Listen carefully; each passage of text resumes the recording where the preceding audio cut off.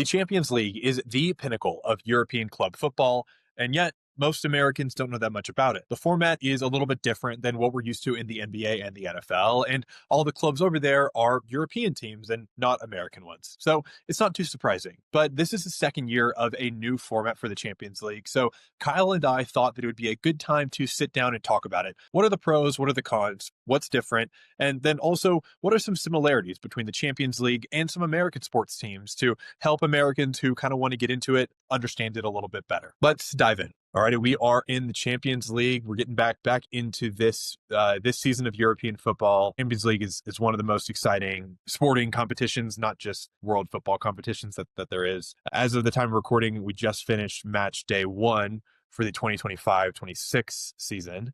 And we're getting into it. This is the second year of the new format, which is kind of what we're going to shape today's discussion around, of like this new format. It's not crazy new from how the Champions League used to be run, but I think it's new enough that and we've seen it done once now, that it's worth asking the question, like, is this format better than the old one? Is it worse? All that kind of stuff. We'll get into the pros and cons.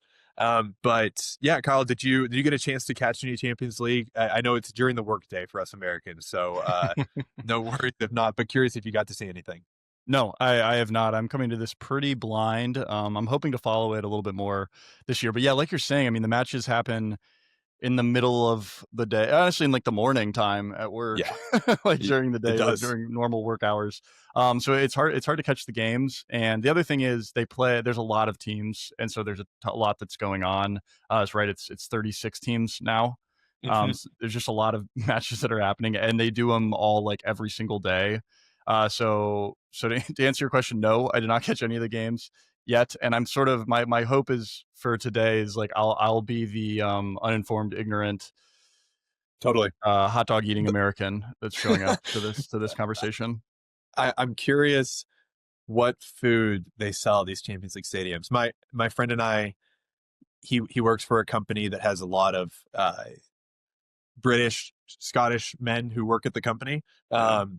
and they talk about the food that they eat a lot of the times. Dude, I'm like And picturing it being so sorry. You no, you're go ahead and right. finish. Yeah. Whatever you're about to say, you're right. Messy, I think would be the first word I was gonna go with. It's yeah, just dire options sometimes, and well, and okay, I will say there are many more teams than just English teams in the Champions League, so I'm gonna pull my focus down on this food discussion to just the English teams. But Yep. I see some of the stadium food, and it just looks dire, like baked beans on a roll, or on a potato with like mayo on it, or like there'll be cheesy chips, and it'll just be like a slice of melted cheese, not even shredded, just a slice of melted cheese on top of. You can see like the lines of the cheese, like it's just a mess. And uh, anyway, you should be a proud hot dog eating American because we have better stadium food. That's what I was trying to get to. Got it. Got it. Yeah, I don't know why. I don't know if this is true or not, but I like a picture them serving like fish and chips and cottage pies like Sure, at the stadium games. Like instead of choosing those are something good that's really options though. simple.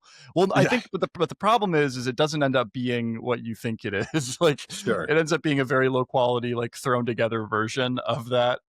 Yeah, So pie and mash. yeah. It's- No, that's yeah. You're getting the gravy everywhere. It's a whole thing. Um, yeah. Yep. and you got to. I mean, there's no real breaks in football games. Like you're focused for 45 minutes, you get a halftime, and then you have 45 minutes. Whereas, like, if you go to an NFL game or a baseball game or whatever, you have so many options of when you can go get some stadium food. Right. And I mean, a lot of these games, especially the Champions League games where the fans are like really into it, and they're holding up the banners, and they have that big flag that goes over like an entire row of seats. Like, um, you probably just don't have a ton of time to eat your food. So maybe stadium food just isn't even a thing. I've only been to 2 European football matches, and I don't remember eating stadium food. So anyway, I digress.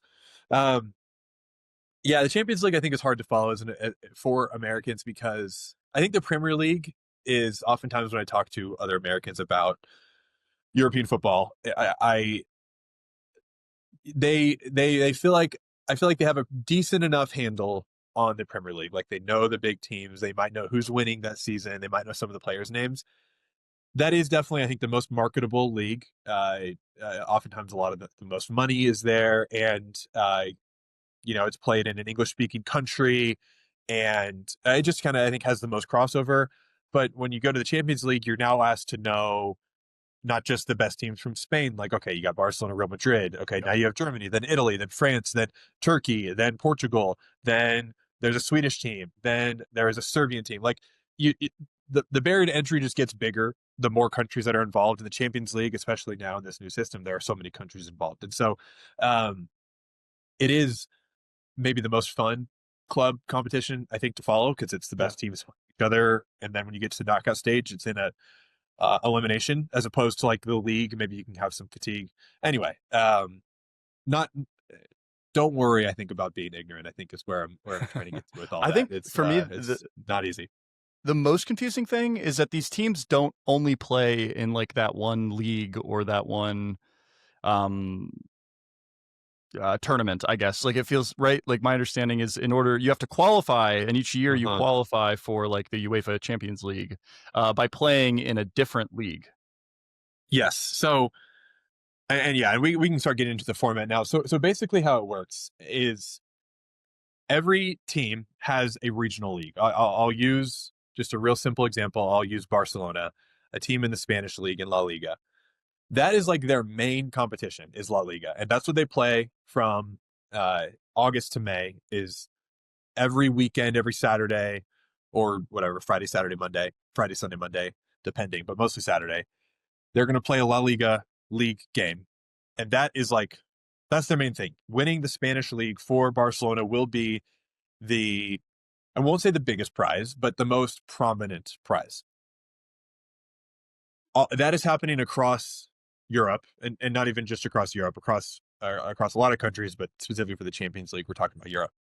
Um, what the Champions League does is it takes all the best teams from those leagues and puts them all into the Champions League, hence the name Champions League, and has them then compete. And it's basically like an ancillary competition. It is separate. It is however you do in the Champions League does not affect how you're doing in your domestic league, and vice versa. Um, except for the fact that to be to be part of the Champions League, you have to have done well enough in the domestic league the year prior to get like invited or to qualify really. So it is a hard interplay. It's like there's been years where a team has a huge Champions League run and is like the fifth best team in their own domestic league that year. Like that is very possible, and I think that's where it starts to get weird. And part of it is like I said, it's that when you get to the knockout stage, it's a single elimination tournament. So uh, your team can just scrape together some wins and get to the finals. And That uh, that, that at least makes sense. yeah, Like I think about other sports, or not other sports, but in European and world football in general, like how they a lot of times have like the aggregate score, and even in like the World Cup, how yeah, it's the group stages aggregate, and you add up your points. But like even sure. is it the Premier League where like the winner at the very end of the season, you can lose your last match and still be the winner of the whole league. And Is that's that the true? case for exactly. That's the case for all the domestic leagues. It's like Yeah. it's a season long competition where you're trying to accrue points basically. And if you win, you get 3 points. If you draw, you get a point. If you lose, you get no points. And whoever has the most points at the end of the season, no matter what the final week is or even the final few weeks is, if you're the team with the most points, you're the team with the most points. Right. That can be anticlimactic if a team dominates for the first 3 quarters of a season, then they can just coast. It can also be extremely climactic. It's very rare that the teams in contention play each other on the final day, which I think Yeah. is unfortunate, but it's just part of how the scheduling works. Um, which I think is also why the Champions League, I often recommend it to Americans, is because we like that kind of like, okay, these are the best two teams, or at least the remaining two teams in the competition. Let's have them play each other to determine who wins. Like that's how Yeah. American sports often work.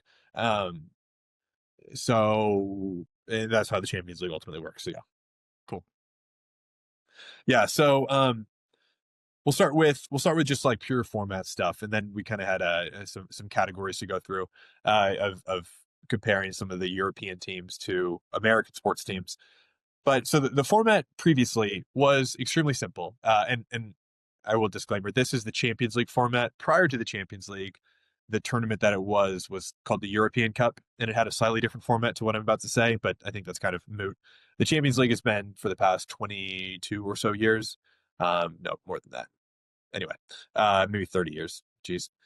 Anyway, the Champions League, how it worked was 32 teams qualified, and how you qualified, as I mentioned, was by being the best team or one of the best teams in your domestic league.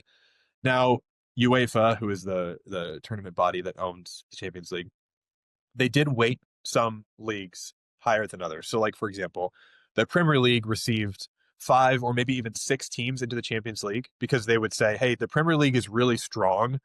If you're the 6th best team in the Premier League, you're probably much better than, the best team in a smaller league. And so they would give more spots to certain leagues, but across the board, the way to get in was being one of the best teams in your league. You have 32 teams. They were slotted into group stages. The top 2 teams from each group moved on to moved on to the knockout round of the Champions League. And so there was 8 groups. So 8 times 2, there was 16 teams. And then you just played out a single elimination bracket, round of 16, quarters, semis, and finals. The only thing that's different now is there are 4 extra teams. So it's 36 teams, which I think is pretty much a good change. I like having more teams and more countries represented. Sure. And instead of it being a group stage, so let's say there was a group stage and this would never happen because these teams are all too good for this, but it was Arsenal, Real Madrid, Bayern Munich, and PSG, Paris Saint-Germain. Mm-hmm. They would all play each other in like a round robin format. Arsenal would play Bayern Munich, and then Bayern Munich would play Real Madrid, and then Real Madrid would play Arsenal. And it would like be like a normal, like a pool play or something like that. And that's how you'd get the top 2 teams. The problem with that is that sometimes, they would get drawn into what's called like a group of death. And then if you're like the 3rd best team in the group of death, even if you're an amazing team, you're just knocked out of the Champions League straight up. They wanted to kind of avoid that. So what they're doing now is instead of a bunch of group stages, they basically play a normal like league for the first half of the Champions League that gets them to seeding. It's a little closer to like a Swiss pools format almost, where you basically just have like 8 games that you play that they are pre-drawn. So maybe it's not exactly like Swiss, but Arsenal, for example, is going to play. They know they're going to play these 8 games, but those 8 teams aren't going to necessarily play each other. Every team has their own slate of games that they're playing that UEFA has judged is so that everyone has the most fair thing. So instead of it being like different groups and the top 2 from each group goes, all the teams have 8 games that they play, and then the top 16 from those move on to the knockout phase, basically. So it's a little bit more like fair across the board, a little bit flatter of a qualifying system, but that's how it works. It's also it's more forgiving now too, right? Because it seems is. you have more teams making the actual tournament. So I guess it's more forgiving for lower seeded teams and less forgiving for the teams at the top because they have to potentially play another match now. Definitely play another match. Yeah. No, definitely. You're playing. So you used to play 6 group stage games, and now you play 8. They call it league phase games. So yeah, the more matches you play, the better teams will come out on top more often of the time. So I do think there's some of that. Honestly, it reminds. It reminds me of the NCAA football playoff change, where I mean, obviously that was a much simpler change because it was just adding more teams to the playoff. But it sort of feels like these pool play games will matter less. I mean, they still matter, but it feels like they will matter less than they did. Yeah, I think that's probably right. I think if you're, it kind of feels like as long as you kind of get into that top half of the bracket. So the top 8 seeds do get a bye into the round of 16, and then seeds 9 through 24 are forced to do a play-in game. So I think as long as you're in the top 8 seeds, it is very forgiving. And the way that as long as you're in the top 8, you're not going to play any of those other top 8 teams into the quarterfinals at the earliest. So it's like you have like 8 spots to get into. Whereas previously it's like you could get drawn into a hard group, and even you have like 2 games that go wrong and you're out of the Champions League. So I do think that's probably true. Yeah, it's interesting. I to make a qualitative judgment about it is hard at this Yeah. point, but I do think I like it. I like that there's more teams. I like that the league phase is a little bit, my team, Arsenal. I'm going to get to see Arsenal play 8 games as opposed to, or excuse me, 8 different teams as opposed to previously, like they'd play, go back to the example, Bayern and then Real Madrid and then PSG, and then again, Bayern, Real Madrid, and PSG. Now I get to see them play 8 different 8 different teams. So I get to like get some more exposure to different teams. Like I do think it is a better thing, getting more of that like full European involvement. Right. I think it's my reaction. Yeah, I'm on board with that. Makes sense to me. Yep. So yeah, last year the winner was Paris Saint-Germain, and they had a pretty dominant knockout phase. Um, I'm going to let me see if I can remember. I'll look at the bracket or like I what actually seed they were I coming out of the just group had it. stage. I don't have their seed pulled up, but I did see that they won the final 5-0 against is it Inter Milan? Inter Milan. Yeah, Yeah. they were okay. Yeah, they swept them in the finals. Yeah, so PSG had an interesting. I thought they were the 15 seed going into the knockout phase. So they did have to do a play-in match, basically in like the round of 32, quote unquote. Hmm. And if I'm not mistaken, their playoff match was, oh no, their round of 16 was against Liverpool. So they really had a tough go to get there, but like they looked pretty smooth all the way through. They played Liverpool and then Villa and then Arsenal, uh, and then Inter Milan. But yeah, they were the 15 seed coming out of the league phase. So, but because of that, they had to play Liverpool in the first round. So yeah, I think you're right that it's like as long as you get into the top 8, it's like that's where you want to be. Yeah. It's also, I mean, all the teams are so good, right? Like it doesn't, there's not as much parity where it's like, if you get to play the 16 seed as the 1 seed, it's not guaranteed. Whereas, you Hmm. think about a lot of other sports, it feels like that matchup, like in the NFL, that's a no brainer. It's like such a clear, but I think in European football, it feels like all the teams are so good. Yeah, no, it's true. I mean, even looking at the bracket right now, just because it's in front of me, I'm seeing this is the in that the round of 32 plan, the 9 seed, which is like the top seed that wasn't in the bye, Hmm. played the 24, which is the bottom seed that barely made it into the knockout phase, and the 24 seed upset the 9 seed 5-2. Wow. It's like, yeah, it excuse me, definitely. I mean, all these teams are really quality. It's hard to make it to the Champions League at all. Right.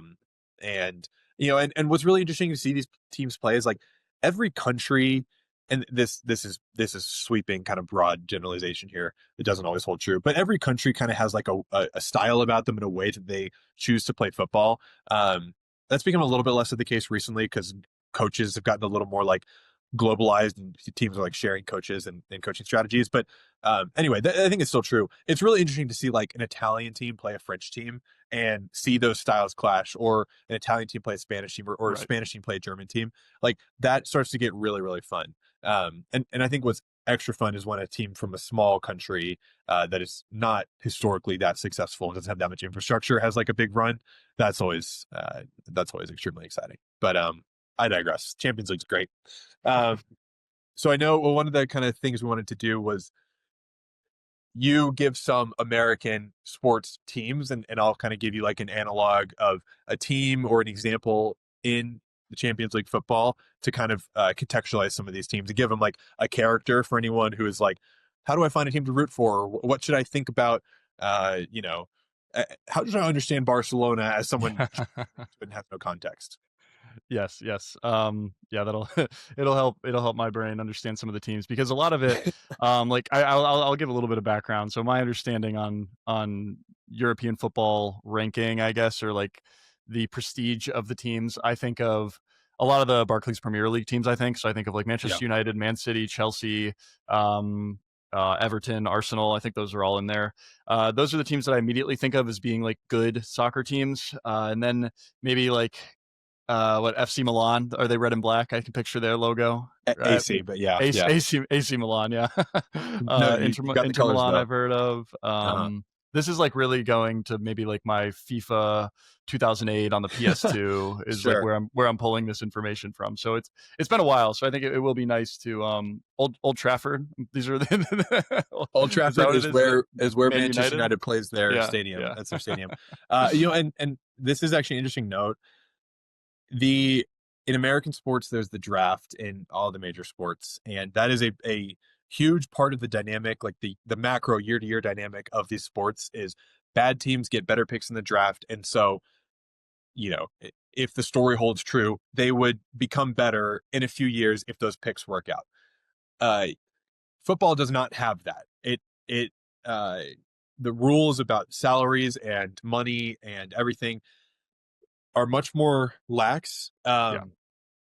That's a testy topic, but the long story short, the reason that that's important, there's no draft. They just have a transfer system to get a player. You either have to like have them in your system or buy them from another team. Um, Yeah.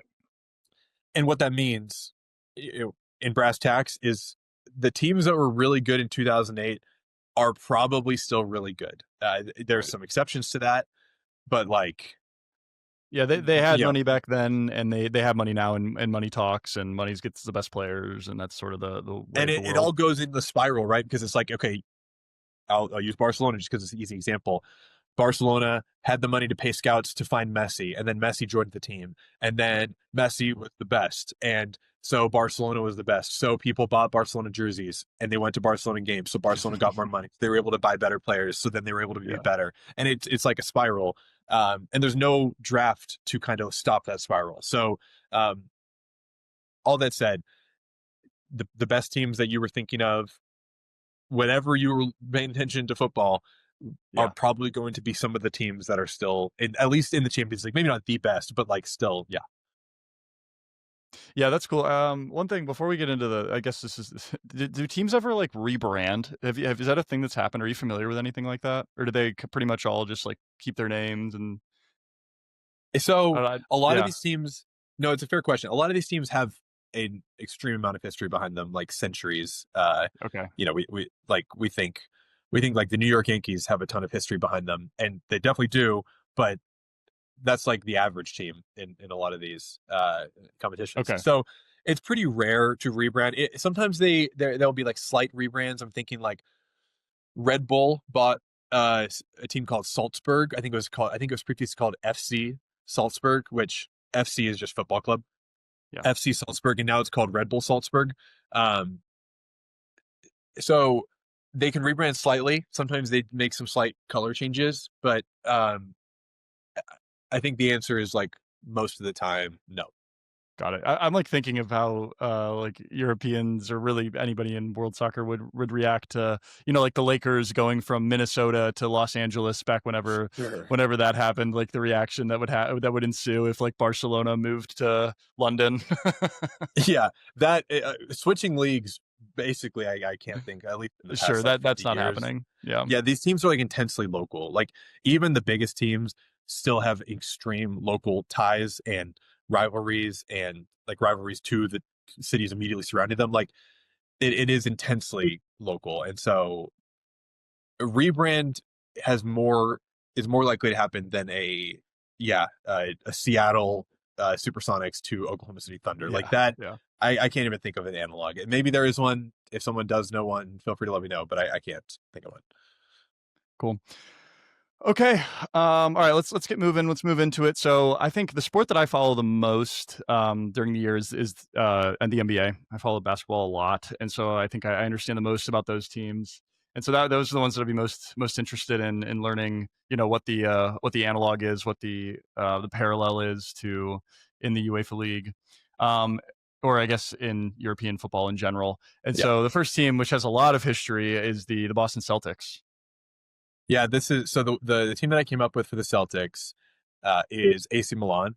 Good, you already mentioned it. And one of the big reasons actually is AC Milan has a really striking color scheme. It's that bright red and black stripes, like it's very bold, and it's kind of unique. And there's not a lot of teams in football that have something like that. And the Celtics, I think, has also had that similarity. Like they have that bright green and white. Like you immediately know it's a Celtics jersey when you see one. Yeah. Some other things that are similar. historically dominant. AC Milan is historically dominant in Italy. I think it is the most successful, as in purely just like how many trophies have they won. Most successful team in Italy.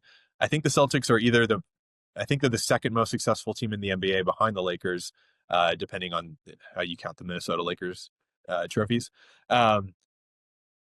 They have that global brand recognition. Like both of these teams are like huge in that way. But I think that maybe the last point is neither of these teams, both the Celtics and AC Milan, have never had the like absolute best players play for them. And by absolute best, I'm talking like GOAT status, like not just like best in the world. Like Yep. the GOAT status players have often played in Spain, frankly. You got Barcelona, Real Madrid, Pele, Maradona. I'm just fact checking myself really quick. Yeah. They've had a lot of amazing players, like just some of the names on the top of my head and from AC Milan. Kaká played for them, Ronaldinho, Paolo Maldini, Van Basten. I think Shevchenko had a stint there. Like they've had a lot of these amazing players that are like winning some player of the year awards kind of thing. And so the Celtics, like you have Larry Bird, you had that like Shaq stints, like Kevin Garnett, Paul Pierce. Exactly. Like amazing players have played for the Celtics. Like there's just no two ways about it, but not the absolute tip top best. Like they've always been just like that one tier behind, and kind of similar. Like I feel like the Lakers, some of the tip top best players have played for them. Maybe I'm just thinking about LeBron at that point, Magic as well. Kobe. And then Kobe, and of course Jordan played for the Bulls. Yep. And so, yeah, I think it's a good comparison there. Cool. No, that makes sense to me. And yeah, dude, I didn't really think about it, but you're right. Thinking about the Celtics, they really never have had like the guy, like the face of the league, unless I'm trying to think. Yeah. Oh, I guess Bill Russell. I think that's probably the maybe at the time he was probably GOAT status. So maybe that is not fully correct. But anyway, it's no, it's a good comparison though. It's cool. Okay. All right, next one, also in the NBA. This will be our last NBA one. The Oklahoma City Thunder, who obviously just coming off of a championship year, have a ton of really exciting players. SGA, Jalen Williams, other Jalen Williams. But also, I mean, just a very young team right now, and maybe haven't had a ton of success in the past. So yeah, who's your parallel for that?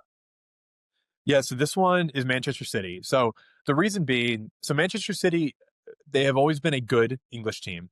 They have never been the best until recently. So in 2008, maybe I want to say, somewhere in the 2000s, they were essentially bought by a Saudi Arabian, Middle Eastern, I'm just going to say Middle Eastern because I don't know if it's Saudi, Middle Eastern oil tycoon, and given an influx of capital. And when I say influx, I'm talking like billions of dollars. And from there, they basically went on a transfer spree, bought a bunch of players, and haven't really been bad since. That's not to say that's the only factor. They have made a lot of savvy acquisitions, developed players incredibly, had some of the best coaches of the past decades. And I think that's kind of similar to the Oklahoma City Thunder, not in the money sense, but in the sense that the Oklahoma City Thunder joined the NBA in like 2010, 2011 from Seattle. Immediately they were good. Like they had Harden, Durant, Westbrook that they got through the draft, admittedly, but still they were immediately good. They never like had immediate success, or like they had immediate success in that they were like making it to finals, making it to conference finals, but they weren't getting to that final step. Same with Manchester City. They were winning domestic trophies, but they never won in the Champions League. And both of them, that changed recently. Oklahoma City Thunder just won their first NBA championship. Manchester City just won their first Champions League in 2023. So Manchester City is not a new team in the exact same way that Thunder is a new team, but they are a new force in European generally football. And so that's kind of why I thought of them. Cool.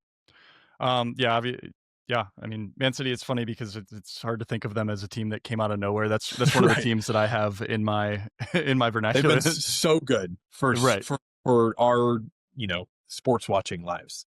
Yeah. All right. let's jump over to American football, which I'm also more more well versed in than I am in European soccer. That's for sure. And so I grew up near Cleveland, and I've been a Cleveland Browns fan my whole life. And so I think it'd be fun to learn about, fun to hear about what your pick is for the equivalent of a team that has never made, it's going to be some, like, in reality, it should be a team that, yeah, I've never heard of, that, Sure. they're barely scraping the bottom of the barrel in terms of how much money they have. I can imagine that would be like the actual answer if you're going to try to match it. But at the end of the day, I mean, the Browns are a legitimate professional sports organization. So, I mean, I'm sure Uh-huh. there's parallels of teams that have a ton Arguably. of money. Yeah. Yeah, well, this season especially, it's like a total clown show. But nonetheless, I mean, they're a team that has a lot of money. Like, they're clearly, it's relative to other sports organizations, they are flush with cash. However, they still do not perform because of the way they choose to spend their money and the way that the ownership chooses to handle a lot of things. So let's start with them. Yeah, so the Brown, yeah, I part of me was tempted to just pick a team that is not competitive right now, but that was a Mhm. little bit low hanging fruit. So I tried to pick a team that, similar to the Browns, has had history of success in maybe the 70s or 80s. I think that's when the Browns won most of their championships. Um, was 70s, 80s. And so there are two teams that came to mind, and that is Nottingham Forest and or Aston Villa. They're both English Premier League teams. And both of them won what was then the European Cup in the 70s or 80s. Forest may have even won it twice. Um, so they were like preeminent European football powerhouses. Like, winning the European Cup is no joke. Mhm. Um, Best team in Europe. Same with the Browns. Best team in American football. And yeah, I mean, I think the reality is right now, it's maybe a bit of a bad example because both Forest and Aston Villa are still competitive. Forest has had even a big resurgence last year. I think they finished third in the Premier League. It was really exciting, but they are they're standing in the shadows of all the other Premier League teams, like all the ones that you listed already.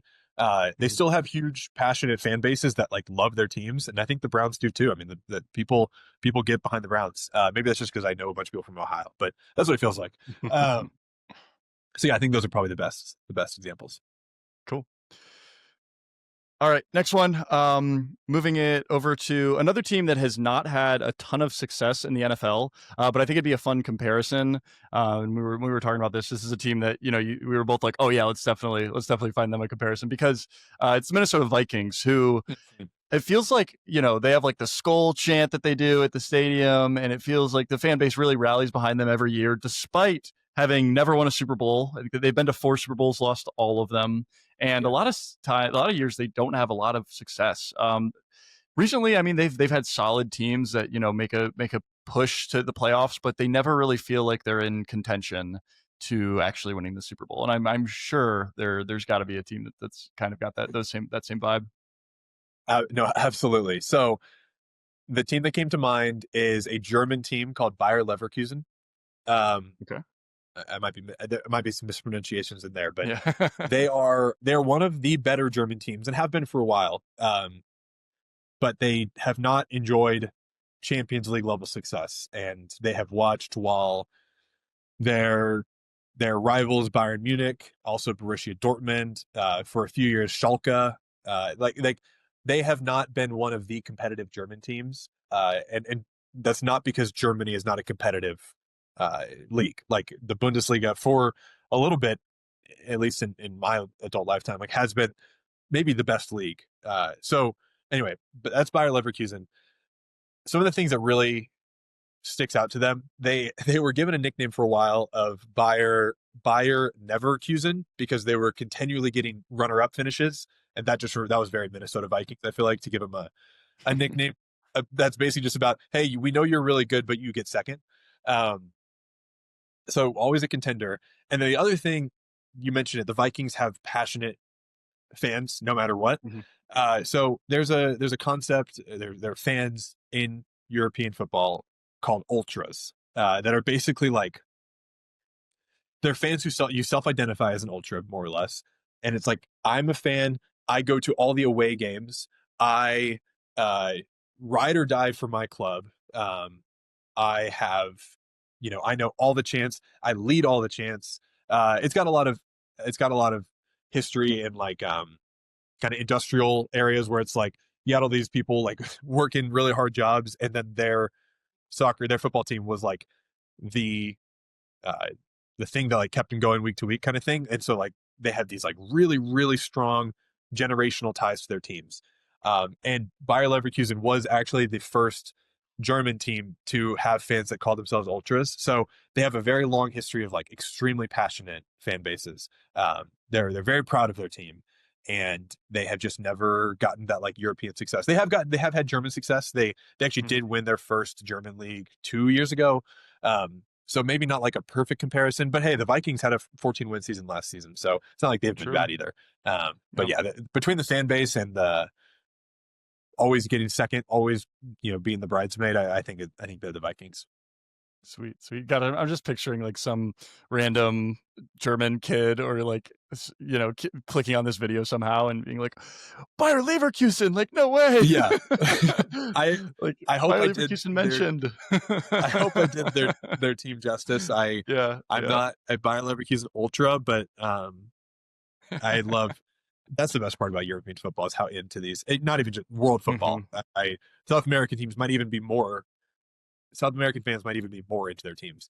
But yeah, it's also a baller phrase to call yourself an ultra. Yeah, I'm an ultra.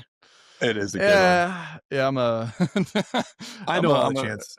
Right. I have 50 chances to go at any point. Going to the away games is crazy, especially for an outdoor sport like that. Like, gosh, the weather gets like to be terrible, and it's like mid-December, and you're trekking to like Moldova to play a game. It's like, how is this a thing? Yeah, there's probably some guys that are in full kit wankers there. Yes, imagine. You imagine correctly. Yeah, some of the ultras. Oh man, that's funny. Okay, all right, let's move on. Last one of the professional sports we'll go through is the which was last segment we just chatted about, was the MLB in baseball. So this one we've kind of talked about, some of the not so, especially, I mean, the NFL, we talked about two bad teams. And then the Thunder in the NBA, who are not historically, a phenomenal team. So let's change it a little bit. So in the MLB, let's talk about the Mets and the Yankees.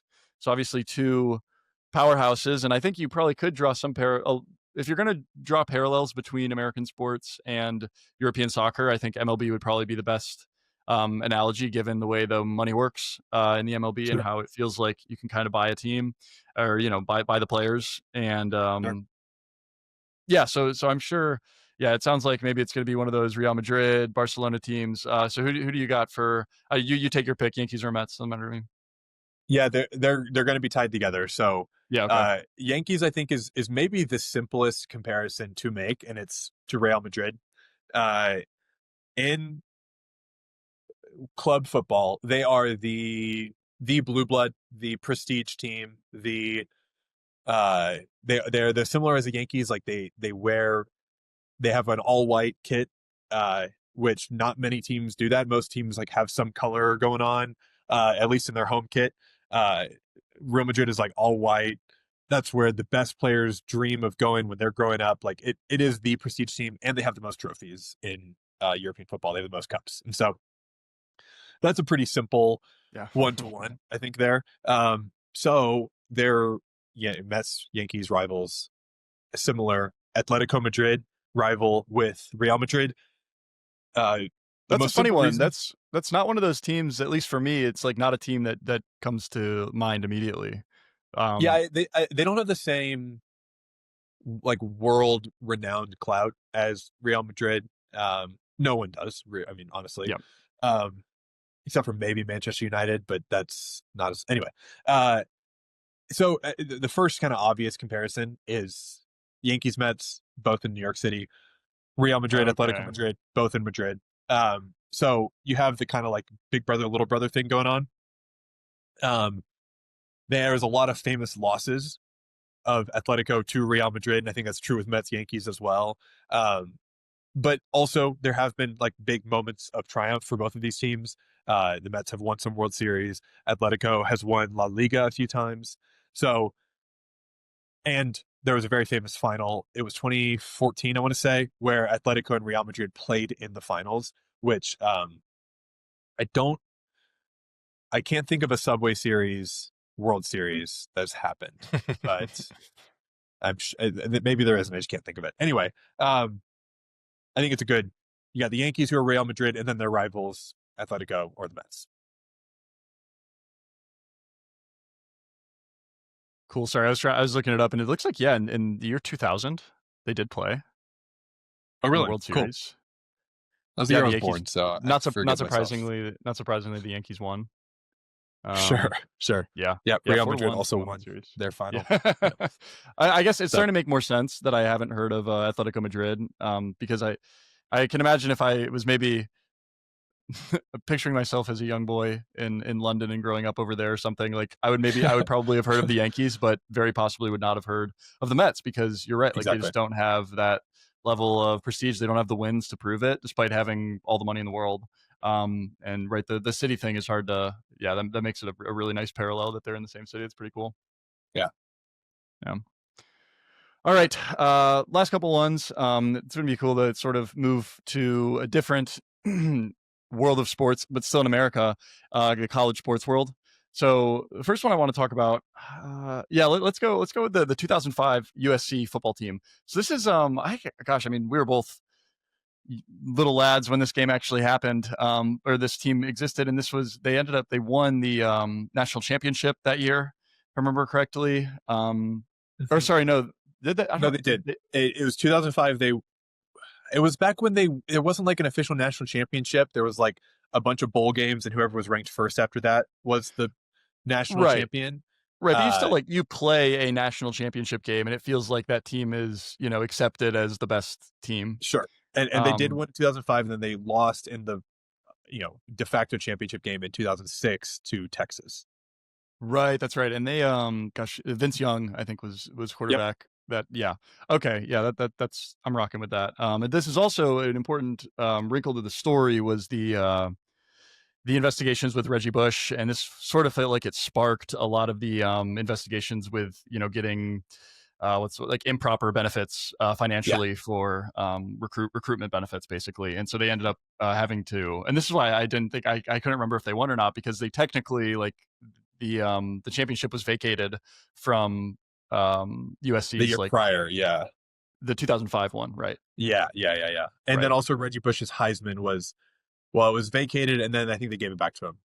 That makes sense. He was just a kid. He didn't know any better. Yeah, he cars. He didn't ask for him. Maybe he asked for him. I don't know. Yeah.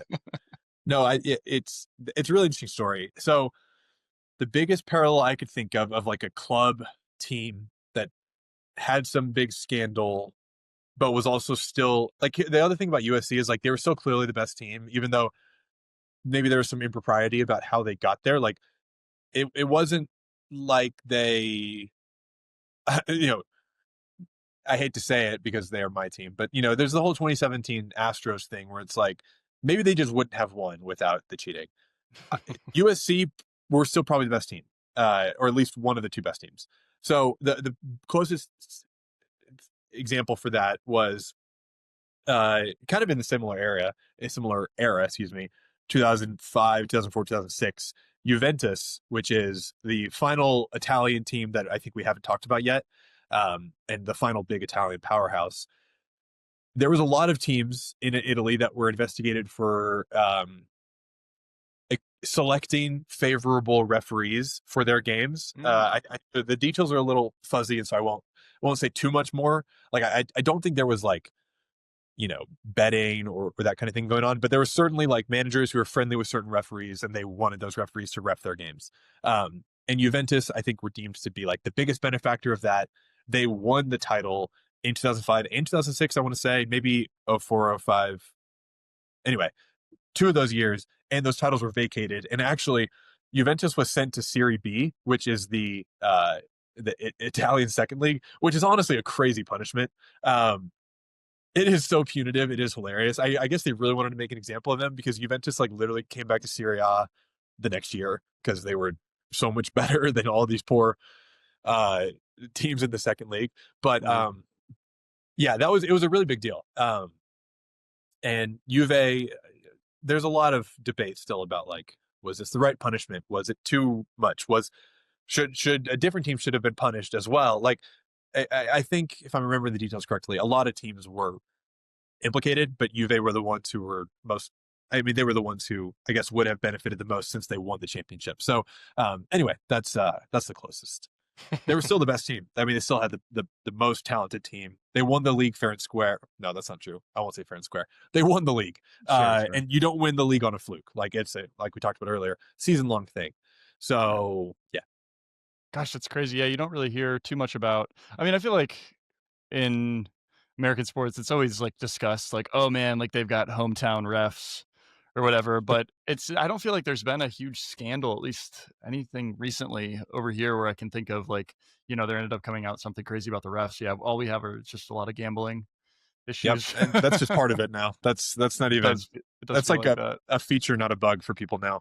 But like, imagine if Ohio State they were like, no, you can't play. You actually can't even play Division 1 anymore. You're in Division 2 now. Like that would just be insane. But that's what happened. Yeah, and like the reality is, I'm guessing this probably like did the team end up coming back to like not having like because right you were saying that they got relegated, and I imagine like the next season they probably moved back up. Yeah, almost immediately. And then like within 10 years, they were back to not even just contending for the Italian league, but for the Yeah. Champions League. So it's like, okay, well, Yeah. Does feel like the smallest slap on the wrist ever, but but like at least for I mean, but still an entire year is gone. Like it's both sure. a weird slap on the wrist. It's both a slap on the wrist and like they just lose a year of their like club history basically. Yeah, and I bet like, dude, imagine like trying to fund that or like figuring out how to get sponsors, and they're like, yeah, but for the next 12 months, like we can't Right. really, we're not even going to really be televised. Yeah, So, we're gonna be playing against teams you probably don't know. It's super strange. all right, last one. And this one is I do very very much remember this team, and this is looking at March Madness, which is one of my favorite events of Yeah. the year sports wise. And so back in 2009 2010, Butler had what is like the first Cinderella story run that I can remember in like my sports history. I just remember watching that team getting so excited just to see them get absolutely clobbered by Duke. Yeah. um, but nonetheless, I would like to hear if there's any team that you have. I don't know if you had anybody you were thinking of, but I wanted to have that be the last one just because it is like one of my favorite stories in sports that I can remember. Yeah, it's good.